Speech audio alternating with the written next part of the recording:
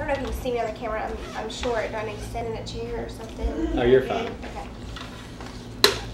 Evidently, since I graduated from the W a few years ago, I've gotten old, and so now I may have to have reading glasses. I am Hillary Hamblin. The W is home to me. I graduated from here in 2000 with a degree in journalism. Since then, I have worked in community development, and I started my marketing company about 5 years ago. You've got my bio there, and it tells you just a little bit about what I do. I work with, right now, about 10 businesses, and I'm their outside outsourced marketing department. So for companies that are in a place where they've been handling all their marketing and advertising themselves, but normally as your business grows, marketing is one of those things that you say, I'll do tomorrow. The ad rep comes in, I really don't have time to talk to you today, come back tomorrow.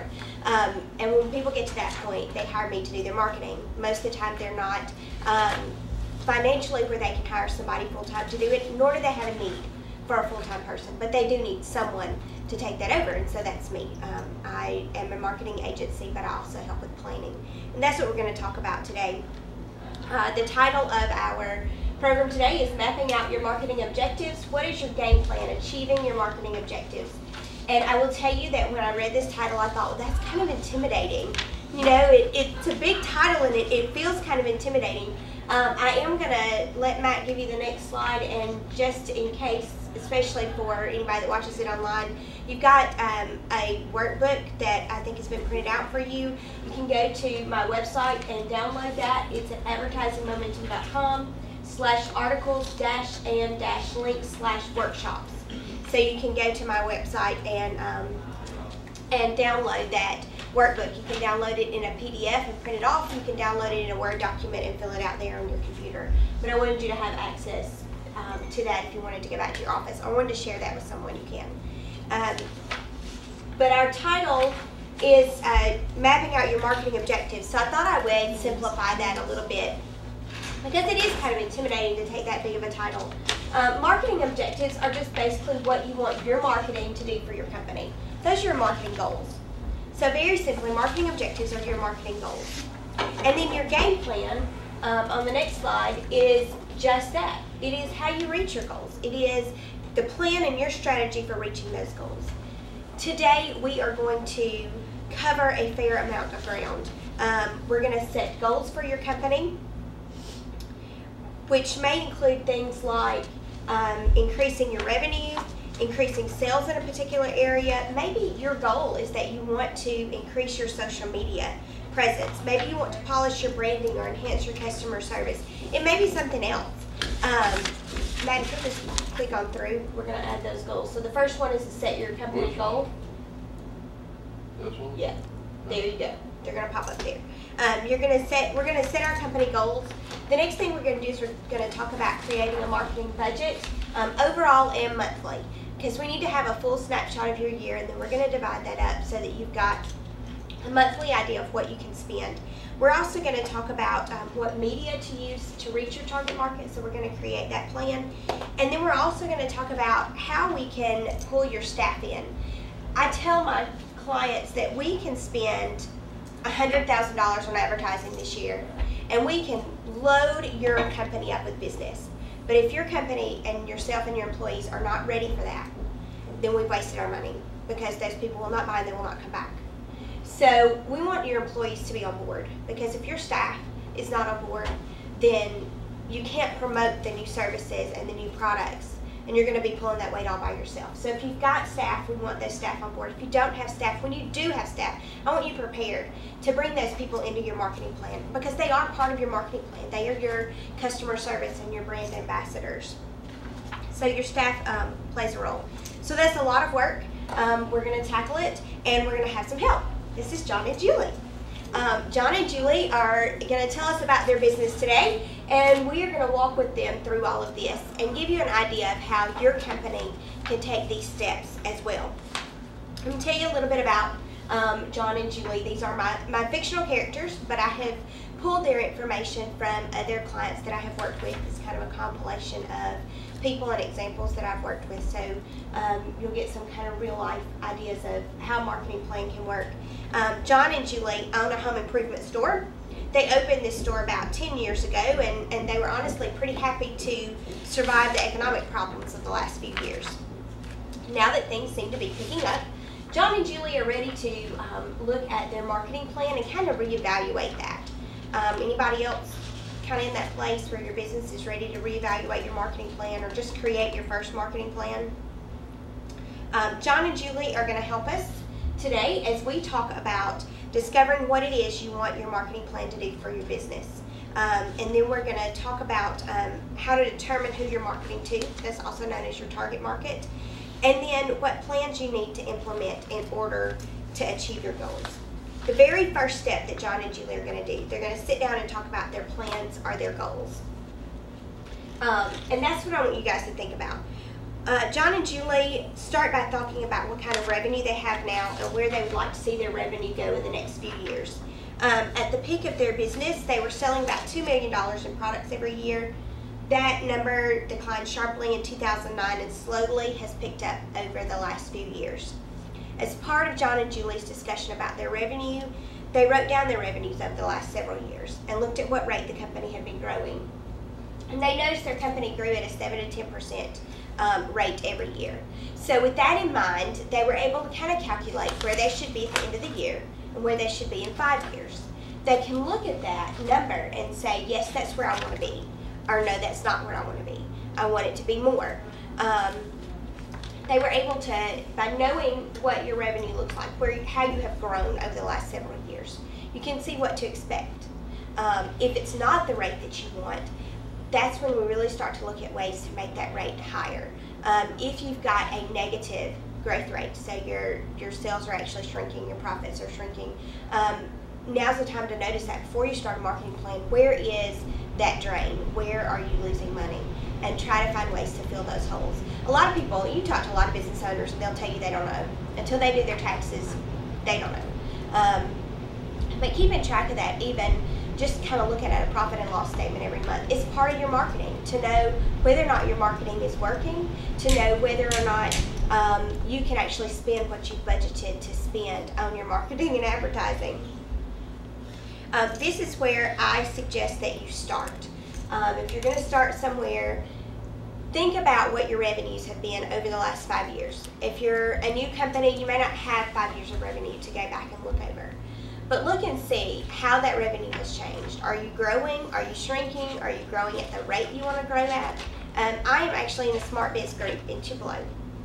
And one of the things, we have a serial entrepreneur in our group, and he is one of the coaches. He has owned multiple businesses, sold businesses, and has a wealth of information for us. And one of the things that he told us, he said, with entrepreneurs, we don't see 5 and 10% growth. He said entrepreneurs typically see 20 and 25% growth, 50% growth. He said when we grow big because we don't know how to do anything small. We grow big. And there are a lot of companies that, and I've worked with a lot of companies, if you see a 10% growth, 15% growth, a lot of companies are really, really happy. That's a good growth, to see that growth, especially in the economy that we're in. But it depends on what your company is. What kind of growth do you need to see in order to meet your goals? And those are some things that we're going to talk about next. John and Julie's first marketing objective is to grow their revenue. How many other people have that marketing objective? Everybody. Yeah. So everybody wants to grow their revenue, right? So we can agree on one marketing objective. In order to meet that objective, there's some other benchmarks, some other goals that they need to set. How are they going to do that? John and Julie talk about who their markets are. Julie, on the one hand, sees that there are a lot of do-it-yourself women that are crafting and they're using common items from home improvement stores. So she thinks that's a market that they really haven't tapped into.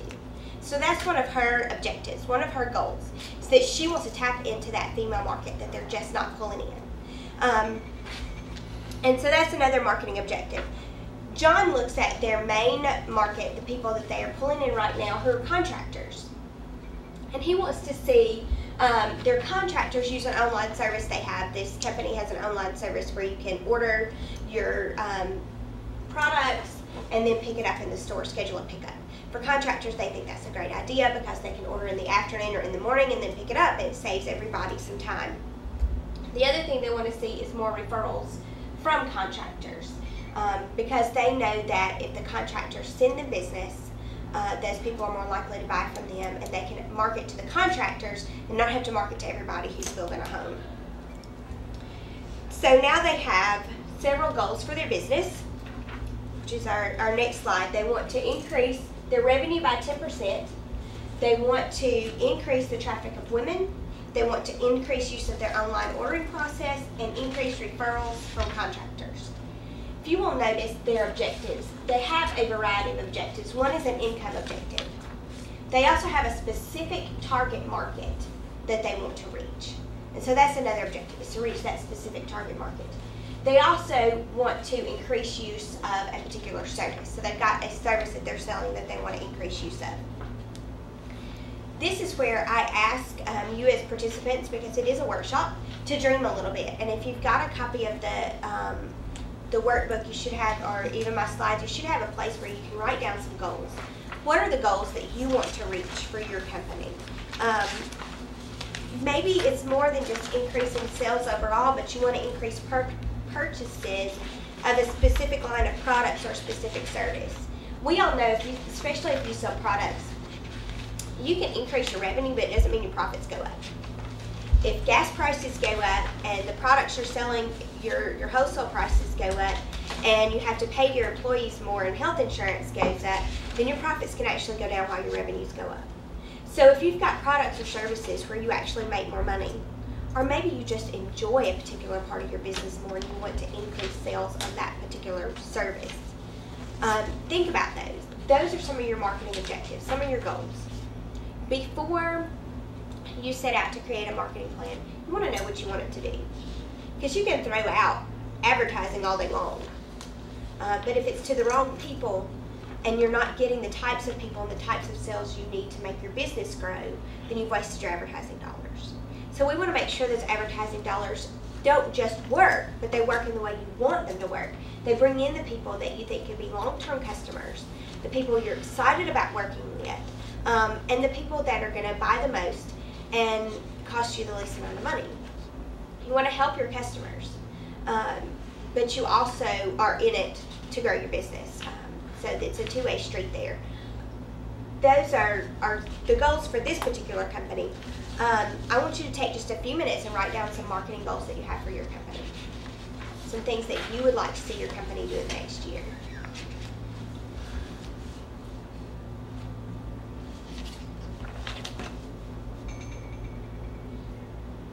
Now I'm asking you to think on a Thursday morning. At 8:30. I think there's coffee back there if you need some before. Want some coffee? Just some coffee. See if you can get a hand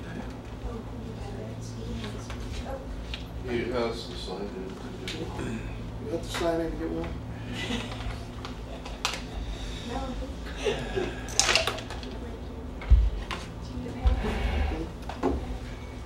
Anybody have a goal that they want to share? Or do you have a goal? Make money. Make money.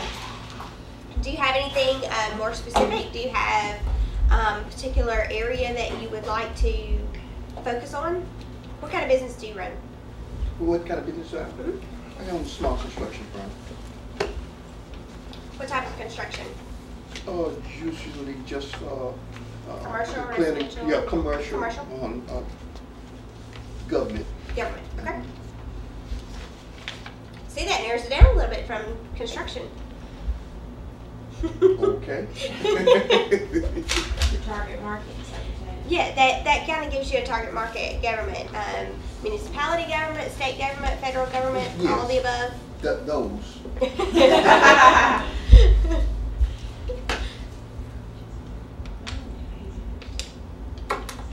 Maybe there's a particular area there, a particular department that you would like to work with more. Well, I usually work with, let's say, federal government, Okay. military, and, Okay. and state governments, and just municipalities. That's all. Okay.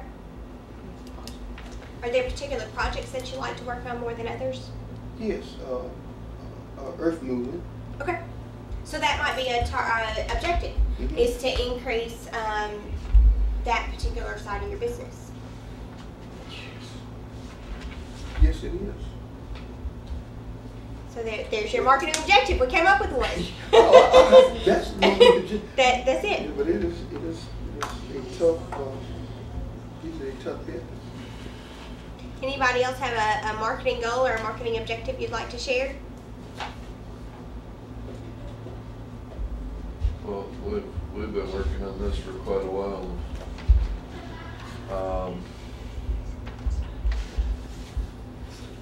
I need to sell 8 point of sale systems a month.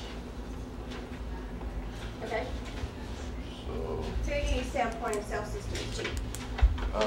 retail customers and hospitality, restaurants, bars, grills. Okay.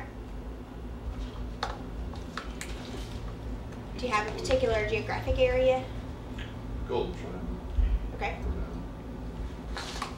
Once I saturate the market, then I'll move on. So you're But there's a huge need for quality point of sale systems. so your target market that you want to increase is restaurants and hospitality. So that gives you a real zone in on a niche, and you've got a particular product that you're trying to sell to them. Right. So instead of focusing on everything else that you do, we know that we can focus some advertising and marketing dollars on that particular niche. Right. Anybody else?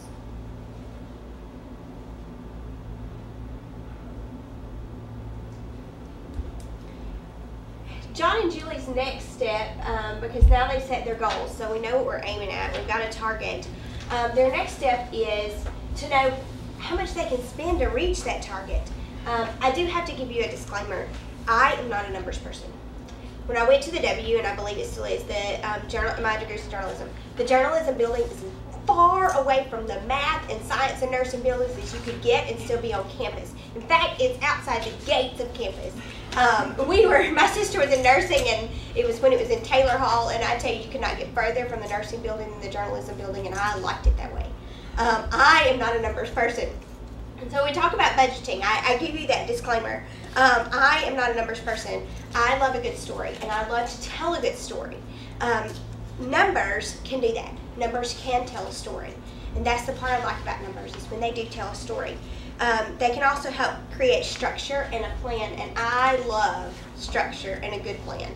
So that's the part that I like about the budgeting process, is it gives us a structure, it gives us a plan. When you write a story, you have an outline. Your budget's your outline, and that's what you're kind of going to stick to. So hang in there with me. We're going to try to make this budget process as simple as possible and as painless as possible. We will go back to our friends John and Julie and talk about their budget a little bit. As I mentioned earlier, their company at its peak was selling about $2 million in products. They've been closer to $1 million over the last several years, and their advertising budget has been about 5% of that, so $50,000 for their advertising budget over the last 3 or 4 years. There's some marketing and advertising that gets categorized in other places besides straight advertising.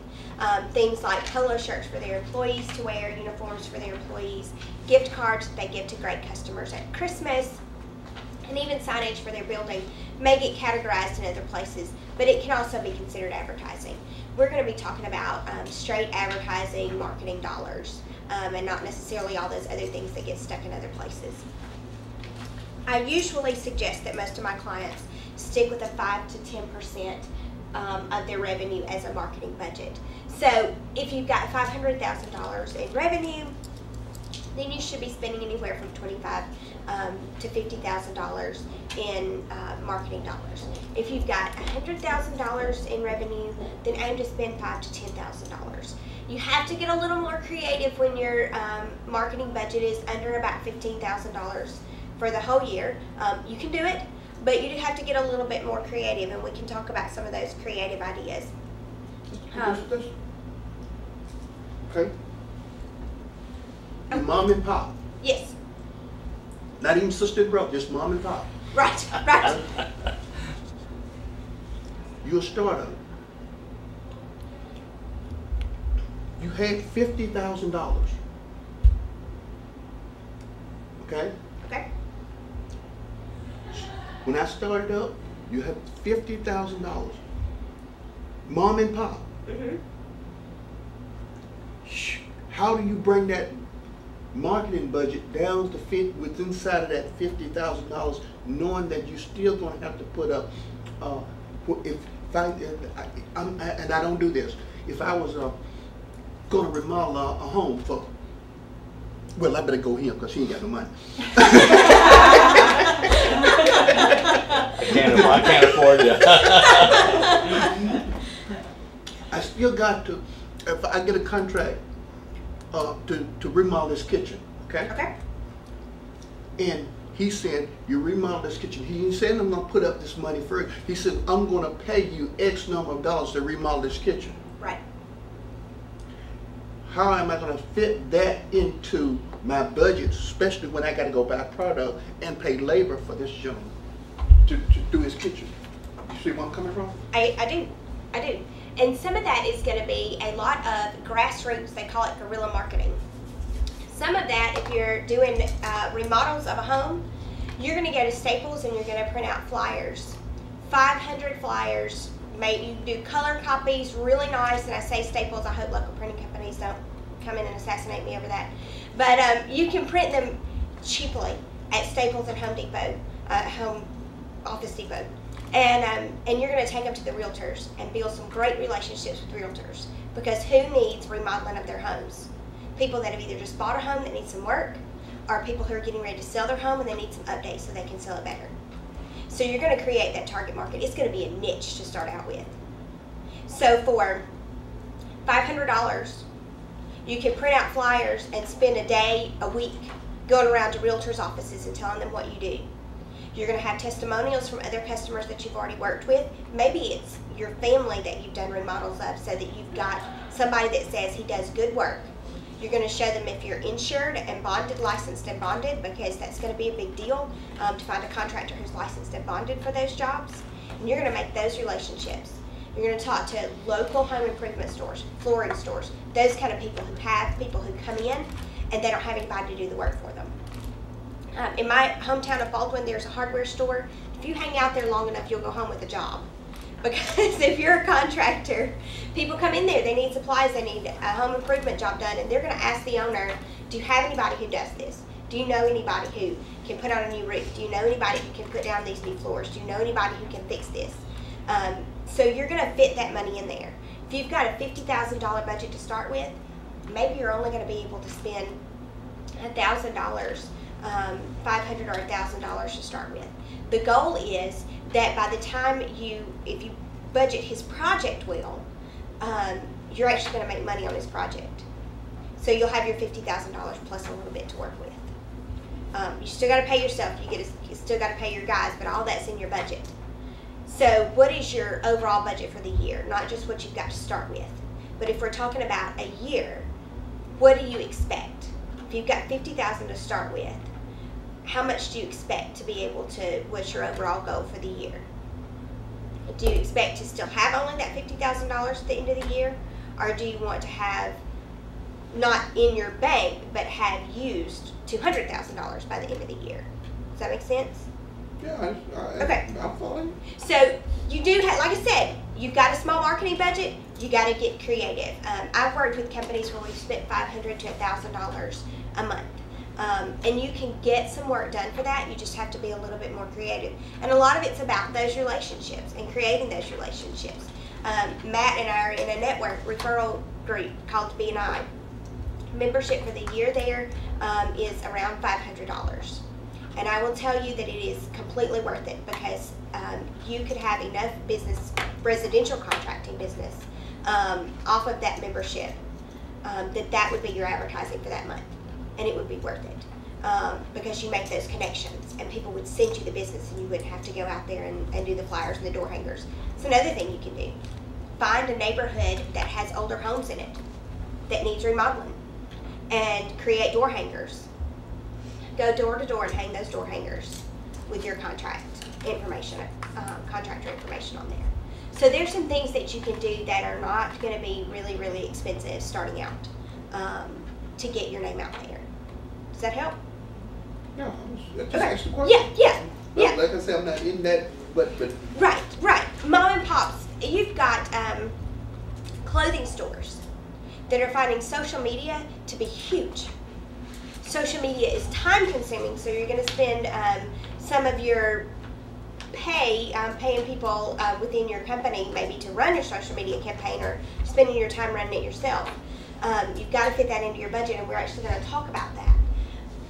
But a lot of small mom and pops, especially that are very visual, like clothing stores and home decor type businesses, are finding a lot of business through social media, putting out new products and having people talk about it. I mean, you can watch those pages and people will comment and say, do you have this in this size? Will you hold it for me?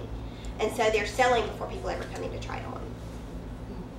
So those are some things to take into consideration. But knowing what your budget is helps you to know, okay, if I've got $500 a month, how do I spend that?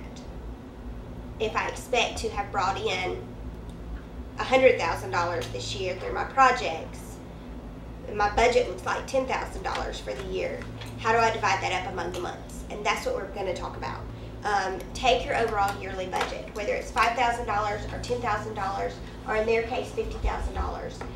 In your workbook, you can either download it from the website, the link that I gave at the beginning, or you should have a copy of the workbook. This sheet is actually in there, and it's just a calendar, a spreadsheet calendar. And what I encourage my clients to do is to look at that calendar and to say, what is your absolute slowest month? What is the month that your phone is not ringing? You might as well take vacation and give it a 12. For John and Julie in the home improvement business, July is a 12 and December is an 11. Because it is just slow. And then think about what are your 3 or 4 busiest months and give those a number as well. March, April, and May are their busiest months, followed by September and October.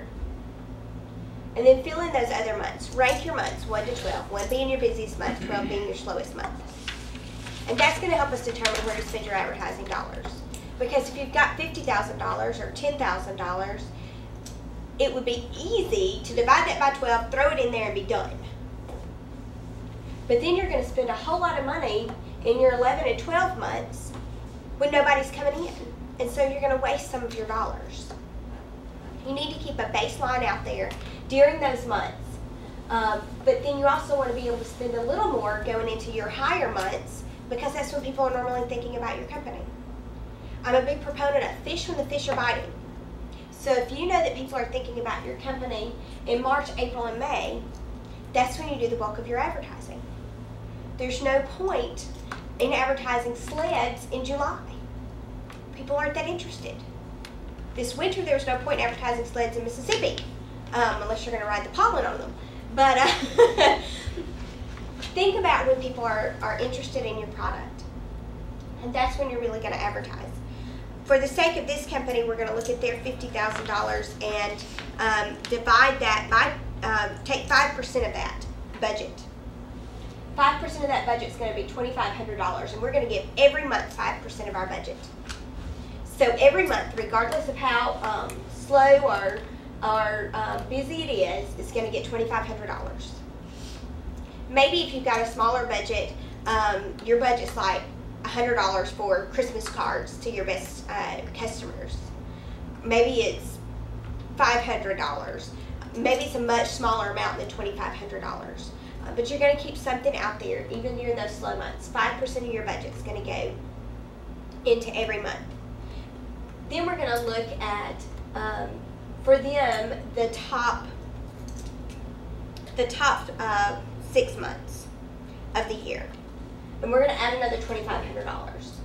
Now in July and December, those months are not getting any more dollars because they are so slow that there's not a point in spending more than that baseline. So we're going to leave them where they are. We're going to add another 5% to the busiest 6 months of the year. And then to our middle of the road months, we're gonna add another $1,000. Now, if you're better at math than I am, this should add up to $49,000. That gives them $1,000 of wiggle room. So if something comes up and they just need to add a little bit here, a little bit there, something comes in over budget, they've got a little bit of wiggle room in that budget. But this gives them an idea, a structure of where they want to spend their advertising dollars. If your months are closer than that, maybe there's not a lot of difference in some of those middle of the road months, you can divide it up a little differently. I start with that baseline of 5%. Question. Now, I'm not picking on you, because the question. I'm the youngest of 3 girls. I'm used to being picked on. I'm good. When I was down at the University of Texas, El Paso, taking a business class, and they run this by me, something similar, and it wasn't the same exact thing. Right. Advertising the times you don't get something, not in the time you get something. Tell me where am I wrong at here? Because you're saying advertise more in the months that I'm getting something than in the months that I'm not getting something. Tell me where am I wrong? Because there are certain times of the year that people naturally think about your product and naturally think about your service. I've got a company that I work with that April, May, and June, if you look back through the last 5 years, you will see that those were some of his slowest months because people are not naturally thinking about his product or service. People are thinking about graduation, they're thinking about vacation, they're thinking about getting out for summer vacation. They're just not naturally thinking about his product or service. If you look at July and August, he sees an uptick because people come back to his product and service before their kids start school. For other companies I work with, July and August are really dead slow months because they don't have anything to do with back to school. They don't have anything to do with kids. So people are not thinking about their product during those months. And it's hard to make somebody change their habits. It's hard to make somebody think about you when they're not automatically thinking about you. Does that make sense? We are scheduled or are prone to think about vacation in the summertime. We don't think so much about going on vacation in January. We may be planning for the summer, but we're not thinking about going to the beach in January. We might want to, but it's not when we schedule it, typically. So there's just certain things that people think about at certain times of the year. I have worked with a company, and I went through his financial, and there was no rhyme or reason. One year, a month could be a 12, and the next year it would be a 3, and the next year it would be an 8. There was no rhyme or reason to how people came into his business. That makes it a little bit harder. But for most businesses, there are ups and downs. Can I tell you why you play into that? Because at some point in your business, you're going to need to do some remodeling. At some point in your business, your employees are going to need to go to training. At some point in your business, you're going to want to take a vacation. You do it during number 11 and 12 months. You take those months to do your updates. If you've got to do a major computer update, you don't call Matt in the middle of month 1 and 2 because you know things are going to be insane and that just does not make any sense. You call him during month 11 and 12 to come in and do your computer overhaul. So you use those months to your advantage. Even though they may be the slower months financially, you use those months to your advantage so that you can be better prepared for the busier months. And there are different philosophies to advertising. And like I said, my philosophy is you fish when the fish are biting. There was a guy that I'm in the networking group with who is a deer hunter, and he had an app on his phone. And he could pull it up and it would tell you when the deer were going to be out, what was going to be the best days to go hunting. So he scheduled his work around what that app said was going to be the best days to go hunting because he wanted to shoot deer. So in order to have his best opportunity, he went on the days that it looked like he would see more deer. He worked on the days that it didn't look like it was going to be a very good opportunity. Well, it's the same way with our work. We want to advertise and bring in when people are thinking about our product. when people are automatically thinking about our product, they're going to be looking for it somewhere. We want them to see our name. I typically ask my clients to start advertising 2 weeks before their busy season starts. So here, their busy season starts in March. So about the middle of February is when we would beef up our advertising. So by the time people start to buy, they've already heard that name for 2 or 3 weeks before they get ready to make that purchase. But there are different philosophies to advertising. Mine is to go with the fish when the fish are biting. And then you use those slow times in other ways. Use those slow times to benefit your business by doing your remodels, sending your employees for training, take a vacation. Just kind of take a break and take a breather. And do some more of this planning and look at where you've been. So, and sometimes you work with what works for your business. This is typically what I have found works for the businesses that I work with. And that's the other thing that I was about to say is by having this plan and knowing when your slow times are and your busy times are, it keeps you from panicking. Because sometimes you look and you go, things slow down. I must be doing something wrong. And so you get out the checkbook and you call the television station and you say, run that ad, you know, another $1,000 worth this month. And you really don't get another $1,000 worth of business.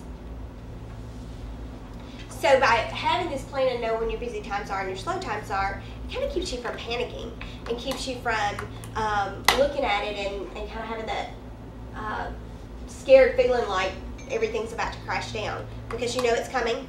You can prepare for it. You can make those plans and think through your spending. The budget also helps you have an idea of how much you can spend every month. Because if you know that you can only spend $2,500, you're going to plan that out a little bit easier. I work with a lot of ad reps, and I work with a lot of companies who get ad reps in all the time, and they've always got a special section. The newspaper, they've got a special program for this event, they've got a special television series that they're running commercials on. There's always a special. And when you buy those continually, and it always feels like there's an urgency to buy those different ads, then your $2,500 or your $500 is gone, plus some, and you don't realize where you spent it, and you really don't get your money's worth. And I work with some great ad reps, but we go to them. And that's what I encourage all of you to do, is by creating the plan that we're going to work out, you're going to go to those ad reps instead of waiting on them to come to you. And you'll have a little bit more negotiating room when you go to them, instead of feeling like you have to buy every can't miss deal that comes out. So our first step was to create your business goals, and our second step was to create a budget. So now you've got a roughed out budget of how much you can spend. So we know what we want to do, we know how much we can afford to spend on it. Step 3 is to talk about your media. What media is best for your target market? How are you going to reach your target market? The easy thing is to say, I'm just going to scrap everything I've done and start over. But if you've done some marketing and advertising that has actually worked for your company, then I encourage you not to scrap that. That's a question that I ask clients when I sit down with them. What marketing, what advertising have you done that really worked? Whether it was direct mail, whether it was television, whether it was flyers, what was it that you did that worked? Let's continue to do that. How can we make that better? How can we work to do something that complements that, so that the same people that are seeing that particular advertising see something else and it continues to remind them of your company? So before you just scrap everything, I encourage you to kind of take a look at what you've done in the past, what has worked, what hasn't worked. I ask people to look at a report of the advertising that they've done over the last year. For companies that have small advertising budgets, $10,000, $15,000, it's easy for them to look up and see where they've spent their money. For companies that have $50,000 to $100,000 in advertising dollars, sometimes I have to go to their ad reps and get those reports kind of pulled so that we can see where they've spent their advertising dollars. But in the workbook that you've got the link to, there's actually a lot of questions in there asking where you've spent your advertising dollars. Did you do newspaper ads? Did you do direct mail? Did you do television? Did you do cable? Did you do Yellow Book? Did you sponsor school events? What is it that you've done with your advertising dollars? And keep a track of that. If you use an accounting program, a lot of times you can just pull up that tab advertising and you can do a printout of everything that you've spent on advertising dollars this last year. A lot of companies write off advertising, so it's not only good for planning, but good for your taxes. So I encourage you to look at that. And if you can think, even right now, write down a few of those things that you know you've done as far as advertising goes, where you know you've spent your advertising dollars, what the cost was, and when you placed those ads. And that's something I wanted to give you a few minutes to do to kind of sketch that out, because it is a workshop. I want you to walk away with something. I want you to walk away with a sketched out idea of a plan. So take just a minute and see if you can write out some of the advertising that you've done over the last year. Maybe it was a trade show. Maybe it was, like I said, direct mail. It could be something that's a little bit not as traditional as those media. Maybe it's online banner ads, maybe it's pay-per-click ads, or getting your website up and going, social media. Any of those things can be considered advertising that you've spent.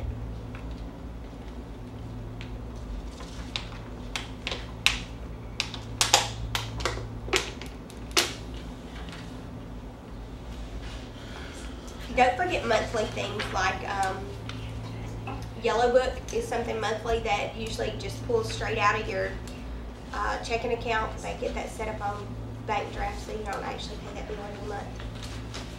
Another thing to remember, if you do pull out a list of advertising that you've spent from your accounting program, when you look at it and you see that you bought a particular ad and you wrote the check to pay for it in April, that ad probably ran in March. So knowing that just because you paid for it in April doesn't mean you ran it in April, you probably ran it in March. So you get an idea of when you've run your advertising and where it ran. For our friends John and Julie here, when they looked back at their advertising, they realized that they were spending a lot of it, most of it, on Yellow Book ads and newspaper ads. And they do get some calls off of those. I don't want to dog Yellow Book and newspaper. They do get some calls off of those. But they also felt like they could spend their dollars in some other places besides just those two media. Do you guys ever feel like you advertise just in one place a whole lot? You feel like you kind of got stuck in a rut when it comes to advertising? No, me myself, I don't advertise because, like I say, well, you know, that's not exactly true. With dealing with the government, I have a list of small business administration peoples that do that for me. You know, which I just contact them, put my name on the list, and then get into organizations that that when they have seminars, you list in. You attend seminars. It's a lot of networking. Right. Your advertising and marketing is networking. Yes, so it's not going out spending dollars in the newspaper or spending dollars at with the local TV station. Right. But I have to go to seminars and stuff like that, and then register and get in their database. Do you do trade shows? No, I don't. Booths? Okay. But I go to trade shows. You go to trade shows. Just making sure that I am in their register or on their Rolodex or whatever, they got when they're looking for a person to do certain things. And then it just they just automatically, if a major contractor is doing a project and they know I do certain work, they will send me that email and says, we're going to bid on this project. Do Daveco want to bid with us as a subcontractor? Just that, where's that? So your marketing dollars would be spent on travel to those shows, food, entertaining people if you took them out to dinner. That's how you would spend your marketing dollars. And yes, and so just like S.J. Lewis, were bid on doing a sewer project down in Capital City. They sent me an email, Jimmy, we're going to do this. What part of this contract do you want to bid on with us? Because I know them, I'm in their database, Right. and they know what Right. specific things that I do. And so, and then they send me a list of those things in there, and I says, okay, I'll give you a price on this part of the project. So it's just mostly networking. Yes, yes. What you might look at is what of those events have you seen the most return from? And are there other events that you're not able to go to? You know, do you have events that are scheduled the same weekends and you have to choose one or the other? Are you going to the same events all the time? Are they working? Because if they're working, I say we go with what's working. If your marketing plan is working, then there's no need to change that. If you're going to events and you look back at the end of the year and say, okay, we went to this list of events. We got business from companies we met here, here, and here. We haven't heard anybody from here, here, and here. And it's been like that for the last 3 years. So maybe on those weekends, we look at allocating those dollars to some other events that you wanted to go to. So it's always about looking. And there may be events that you've gone to in the past that you've received a lot of business off of, and all of a sudden, after 10 years of getting business from those events, the last 3 years you really haven't. Or you've seen a downtick in that. By reevaluating your marketing and where you've spent those dollars, whether it's at events like that or whether it's with traditional media or online media, you can really gauge that. So you don't get 10 years down the road and say, where's all that business that we got from XYZ seminar? Nobody was there this year. When if you looked back after 3 years, you would start to see that downturn. So I always say evaluate. Look back and evaluate. If what you're doing is working, go with it. For a lot of companies, their marketing and advertising isn't working, which is part of the reason that they pull me in, either because it isn't working or because they just don't have the time to organize it and work with it anymore. For our folks here, John and Julie, they looked back at those places where they were spending most of their money and wondered if they could spend it better. Wondered if they really needed to pour all of the money into those two media, or could they spend less in those media or spend it more wisely and spend more money in other places. With the Yellow Book ad, what I suggest that my clients do is look at their competitors. I have worked with a company that had a large Yellow Book ad and all of their competitors had a tiny one. We could cut that ad in half and they still had the dominant ad on the page. So we didn't lose that market share. We still had the dominant ad on the page, but we were able to pay considerably less and spend our dollars in other places. So I always encourage people to do that. There are some industries where your competitors are going to have a double page layout. And if that is cost effective for your company, go with it. For a lot of companies, it's not. So you really have to look at your industry and what you're pulling from that. The other thing I mentioned that they look at is newspaper, and maybe your big thing is television. Maybe your big thing is direct mail. If you're doing it on a sporadic basis, you may not be getting the best possible rate for your money. Talk to your ad reps. Negotiate with them.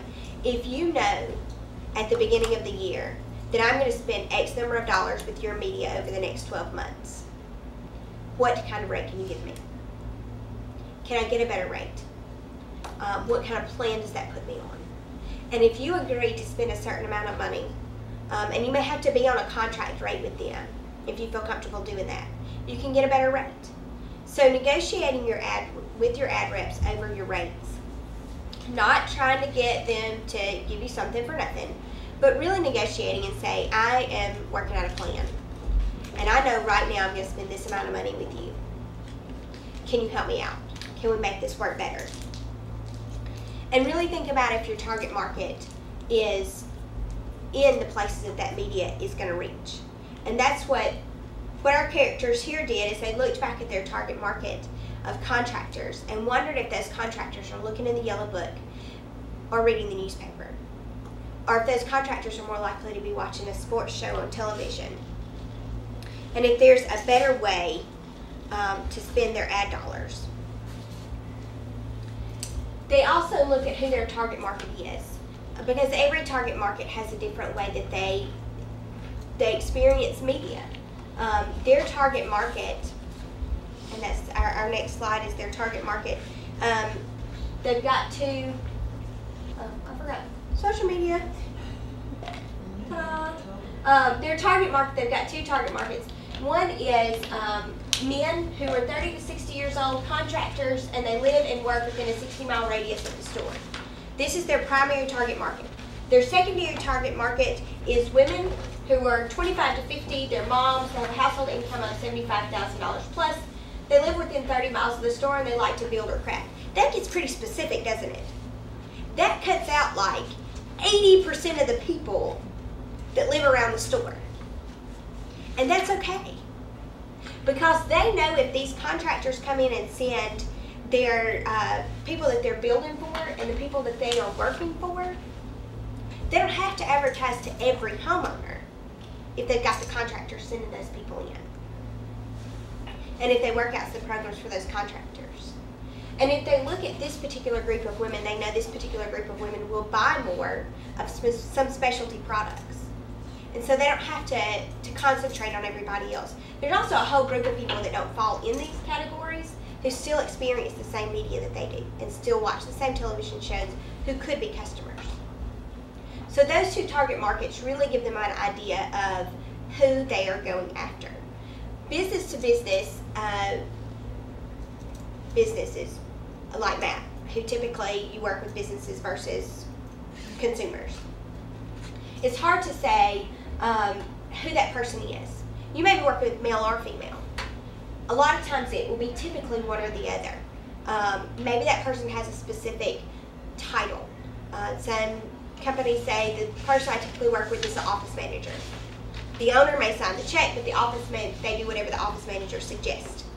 So the office manager would be your target market in a specific area. Maybe it's geographic. Maybe it's within companies that have a certain amount of income or that have a certain number of locations. Make your target market as specific as possible, because if you are niche, then it makes it easier for you to figure out who you want to target. And it makes it easier for you to buy specifically when they are watching, to know what seminars and trade shows they're going to make sure that you are in the place, that your company name is in the place where they're going to be and where they're going to hear about you. When John and Julie look at those two target markets, the main one is going to be contractors, and they know that if the contractors send all their business in, they're going to have enough increase in business there to sustain them if they can keep their contractors happy. That's going to be their main target market. When they look at their contractors, in their mind they're thinking contractors are typically men, they watch sports on television, they listen to the radio on the job site. So they're going to start to talk to those ad reps. They're going to talk to their contractors and find out what radio stations they listen to find out how they experience media. And I encourage you to do that. Talk to your customers. Talk to your best customers, the customers who fall into your target market. Do some general polling and surveying there. What television shows do you watch? Where do you go to eat dinner? Where do you live? Where do you work? Finding out what their family life is like, what their family unit is like. You'll find a lot of similarities. And if you can reach people that are just like your ideal customer, advertise in those same places. So they talk about television and radio as places where they could advertise better. They also look at social media like Facebook and especially Pinterest if they're going to attract that female demographic. That doesn't involve monetary spending like I discussed before, but it does involve time. So here's a way to think about, Facebook, social media, it's free. It's not really free. If you're paying an employee $10 an hour and they spend an hour a day keeping up your Facebook, loading pictures, responding to comments, pinning things on Pinterest, whatever your social media of choice is, if they spend an hour a day at $10 an hour for 5 days a week, for 4 weeks a month, you spent $200 on social media. It wasn't so free. Maybe you're paying that person anyway, so they might as well be doing something right. Maybe you are going to be on social media anyway, so you might as well do your work. But don't always think of it as free, because it does cost time. And it costs time to take the pictures, and it costs that time to research what you're going to put up there, and it costs time to be involved. It is social. To make it really social, it's going to cost some time. When they look at social media, they look at that attracting the female market, and to really make that work, they know they've got to really pull people into the store. Their female market, if you remember, they're looking for people that are interested in crafting and building. And so they look at holding maybe some classes to attract those people. So looking at that target market and how do you really make use of your social media? How do you offer things and promote things to that social media? So we're going to look back at our goals. I'm going to put our business goals for this company up again. We've got increase our revenue by 10%, increase the traffic of women, increase the use of online ordering process, and increase referrals from the contractors. We know who our target market is, our 2 target markets, and we know what our budget is. So we've got all the pieces. Now we put them together. The overall objective here is to increase revenue by 10%, right? Out of the other 3 objectives, what's going to be the one that's going to play the biggest part in increasing that revenue? Oh, the bottom one. Probably the bottom one. So they're really going to focus on their contractors. How are you going to increase referrals from contractors? What are some ideas? Some brainstorming ideas I had that I would suggest would be creating an incentive program. Having a cook-off. What, a cook-off? That's a great idea. Do something that involves them. Have them do a cook-off in the parking lot. Creating an incentive program. Offering discounts based on referrals. Maybe they offer a reseller program where they sell at a certain price to the customer, and they give the contractor who referred that person a discount so that they can purchase the product and make a little bit off of those sales. Maybe they work on their customer service so that it is so top-notch that those contractors want to send their clients in. Maybe they create a consultation program. So the store employees meet with the contractor prior to the customer coming in. They have an idea of what the contractor's budget is. They have an idea of the project the contractor sold to the client. I have worked in home improvement, one aspect of it, for a short time. And if the contractor tells you what the budget is, and the contractor tells you what he and the client have decided, and the client comes in and you sell them something completely different, well, then the contractor's got to redo the plan. So if the contractor can trust the store, you don't want to make a bad decision for the customer, but if the contractor can trust the store to help them keep the plan together as best as possible, they're going to send their clients in because they trust that store. These are all some great ideas, but they're going to take some time and effort and cost to implement those ideas. And so for each of those ideas, you would actually put together some implementation strategies. How are you going to make those work? How are you going to make those really fit in together? For the incentive program, they talk about encouraging the contractors to participate in that program by entering the contractors into a drawing for a vacation or for tools, and every time they send a new customer to the store, they get an entry into the contest. So there's an incentive, a reason for them to do that.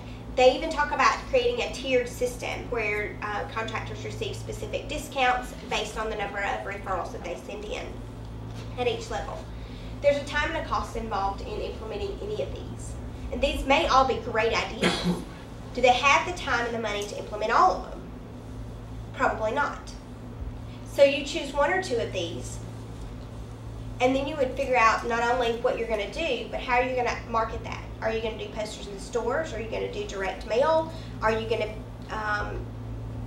put out emails? Are you going to do television advertising? How are you going to get the word out to the contractors about your great new program?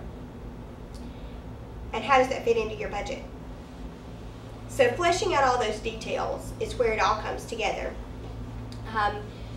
On customer service, maybe they send out an email to their contractors after every big sale or after the initial consultation, just to see how they're doing, to make sure the products were what they wanted, that it was the quality that they wanted, that the service was on time. And then they also train employees on greeting customers, educating customers, and getting the right contact information. Matt gave us one idea of how else he would target this group. How else would you target this group? Free beer. Free beer. After the job is done, right? No drinking on the job site. Beer 30.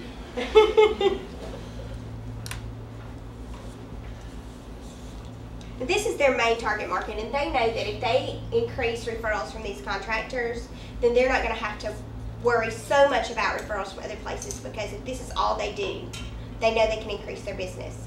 If you remember, their secondary target market was women who are crafters and builders. Now, they also know that by advertising here, they're going to hit a lot of other do-it-yourself type men and women, because they put this out there, that'll hear their name and want to come in and look at their store. For their secondary market, they also look at how to create a plan for that demographic. And they look at social media as an option. They look at doing contests on social media, doing some classes to attract these women. What type of classes would you do there? Would you bring in somebody? What would it cost? Would you charge just enough to cover the class? Would you charge enough to cover the class and make money? There's a lot to think about in all those situations. And then doing posters throughout the store that promote those ideas, and then putting out information in the community as well, especially if the class is low or free on cost. The ideas for reaching your market can be endless. From traditional media like television and radio and billboard and online media like pay-per-click and banner ads. You can take a break 1 second. Okay. Always bring chocolate. Chocolate is good. Chocolate is good. We were talking about their target markets and coming up with brainstorming ideas of way to reach those people. And you can do some non-traditional things. Going to seminars, being a part of trade shows. Those all take money, whether, I don't know if you do brochures or you do a video that you would send to those folks, testimonials on your website. There's got to be something for people to remember who you are. Some type of collateral that you leave with them. I work with a clinic and do clinic visits for a specialty clinic, asking other people to send us their patients that have a particular problem. And we leave collateral with them, whether it is a pen, whether it is a notepad. We leave something with them so they remember who we are. All of that falls into advertising. You didn't pay the television station for that, but it is advertising. It is money that you spent getting out there and making sure that people knew who you were. And the final thing that I want to talk to you about in your advertising is your employees. And as I said before, your employees are your brand ambassadors. You can bring in so much business that your store can't hold it. But if your employees aren't ready, then it's worthless, because those people aren't coming back. It is so much easier to keep your current customers coming in than it is to attract new customers.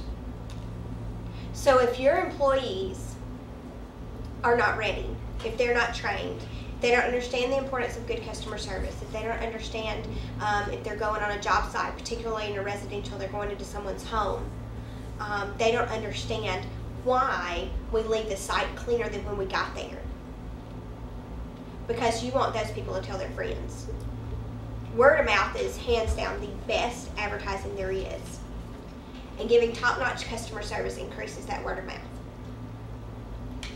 Providing top-notch customer service. Having your employees on board. So I always encourage my clients to talk to their employees, to have them as part of the staff. Talk to them about your objectives, about your goals. Who is it that you want to bring into your store? Who is it? What products or services do you really want to sell more of? Because these are the people that are going to be on the ground, making sure that the contractors know about the new programs and services. If you're giving away a trip to Hawaii, but none of the contractors ever find out about it because your employees didn't know to tell them, then the trip to Hawaii is just sitting out there. Nobody knows they're eligible for it. They don't know how to participate.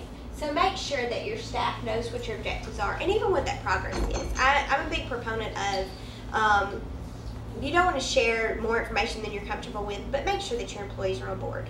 Make sure that they know how important customer service is, how important it is, because they're out there. They are your brand ambassadors. You can also talk to your employees about the benefits of that specific product or service. Make sure that they are well trained, especially if you have a new product or service that's coming in. Making sure they're well trained and taught knowledgeably. And then empower some of your staff members to manage certain aspects of your marketing plans, like social media, email marketing, or even negotiating ad rates.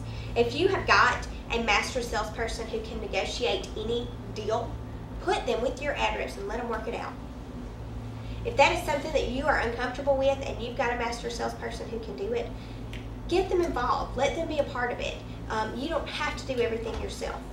If you've got a staff member, if you're not a social media person, and there's a lot of people I talk to that just say, I don't have time for that, I'm not interested, I don't understand it, I don't get it. But a lot of times you'll have somebody on your staff who is already on there. They're already on Facebook, they're already on Twitter, they come in bleary-eyed because they spend all night pinning stuff on Pinterest. Make use of that knowledge.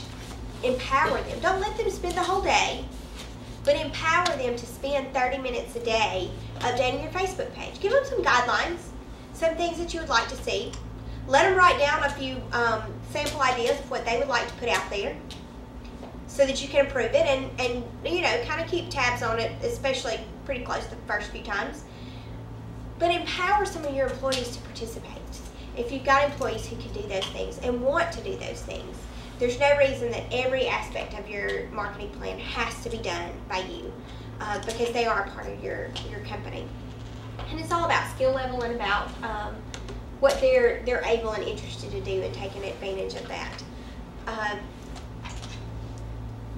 You can also send your staff to training and making sure that they are aware of products and service benefits. If you've got some salespeople, send them to some type of sales training. A lot of times local community development groups will have sales training classes that you can send them to, that you don't have to, you know, send them far away to do that. Send them to classes. Help them increase their education, their learning, because that's going to help your company in the end run. I feel like we have run a marathon this morning, but I think we've covered a lot of ground. And I hope that it's given you some ideas about how to set goals for your company. These are the objectives that we have covered. Setting company goals, creating your overall and monthly marketing budgets, creating a plan to reach your target market, and involving staff. And there's all of my contact information. I would love to help you guys if you've got more questions about how do we take your budget and do this? How do we really walk through with your company? And I would love to spend some time with you guys and talk to you about that, to answer any questions that you have. And I hope you do have a question or two I can answer for you.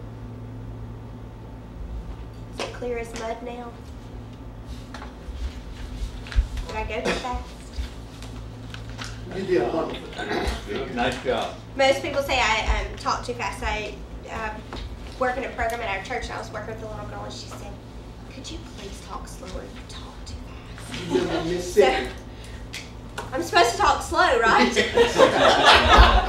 But now, How do you understand a fast talking Southern when drawl? you get past North Carolina, you got to speed it up. Speed it up. That's right. That's right. Nobody's got any questions? Thank you very much. Well, and my contact information is on there. If you look back through and have questions, if I can help you, email me, call me. I'll be glad to brainstorm ideas and help you out any way I can. And eat some chocolate.